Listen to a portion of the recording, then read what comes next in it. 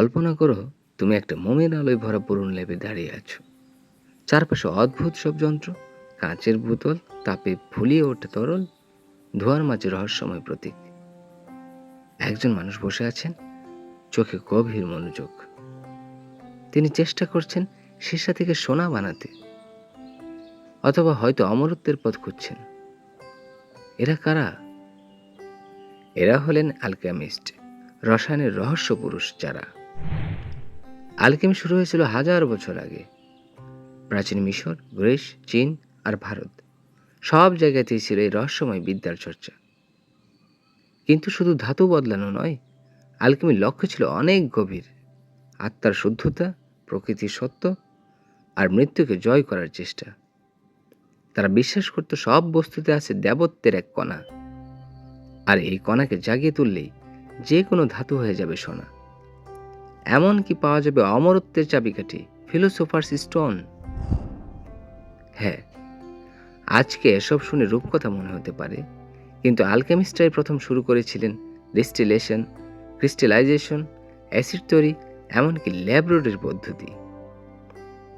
তারা জানতেন না কেন কিছু গলে, কেন রং বদলায়, কিন্তু তারা লিখে রাখতেন, পর্যবেক্ষণ করতেন, আবার চেষ্টা করতেন। আসলে তারা ছিল সায়েন্স আর ম্যাজিকের মাঝখানে দাঁড়িয়ে থাকা দার্শনিক। আলকেমি যখন ইউরোপে প্রায় হারিয়ে যেতে বসেছিল, তখন আরব বিজ্ঞানীরা একে রক্ষা করেন। জাবির ইবনে হায়ান, যাকে আধুনিক রসায়নের পিতা বলা হয়, তিনি শত শত রাসায়নিক পদার্থ চিহ্নিত করেন, নতুন যন্ত্র আবিষ্কার করেন।